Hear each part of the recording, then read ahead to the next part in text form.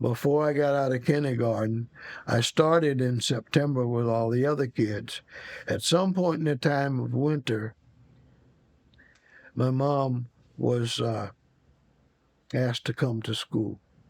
And we met with the principal, and my mom says, "What was the problem?" She said, "Lester, for some reason, turned his chair around. And so all the children were facing the teacher, but Lester had his back to the teacher." And my mother said, "Why would you do such a thing? Why would you turn your chair around?" I thought she was too ugly to look at. "What? What do you mean?" "Well, Mom, she must have had a cold or something because she had mucus and I could see it on her lip. And I didn't think I had to look at that. So I turned my chair around."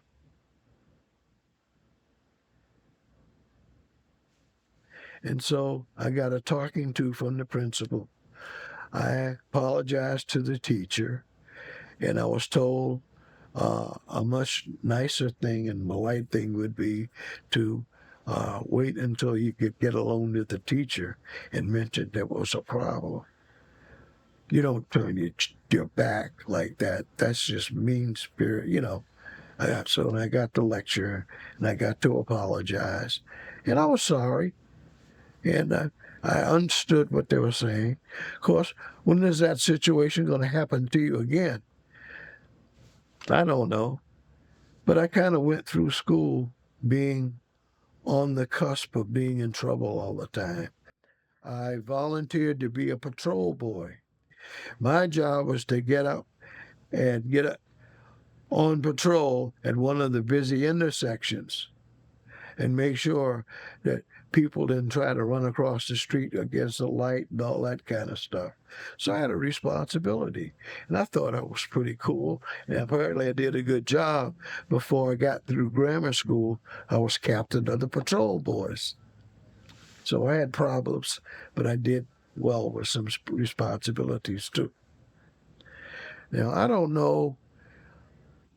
I learned to try to become friendly, which with the toughest or biggest kid in my environment, wherever that was.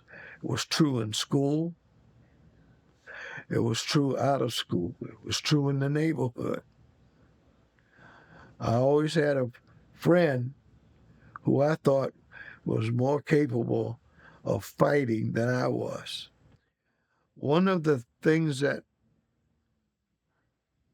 our middle school kids were exposed to were older kids who lived in the neighborhood or high school kids who weren't who weren't in school when they should have been.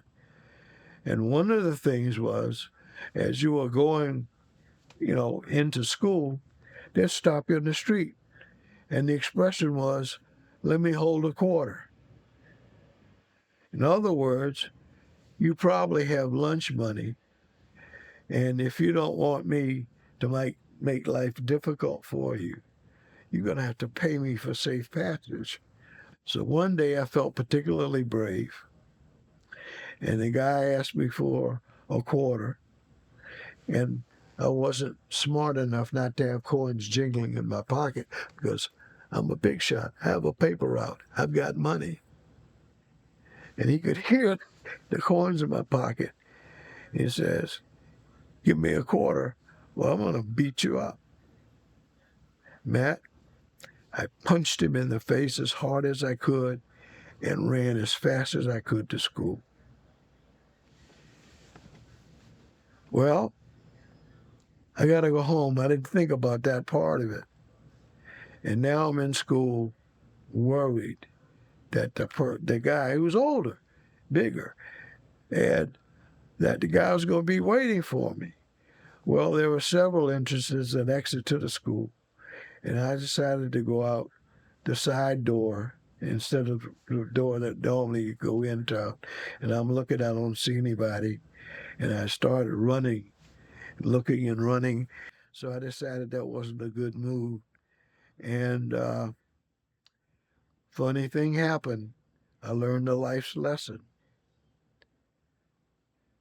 Weeks later, somebody else said, "Hey kid, let me hold a quarter." And the guy I punched said, "Leave him alone. He's all right. He's all right."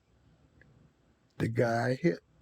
The guy I thought sure was going to beat me the first chance he got. I said, "That's interesting."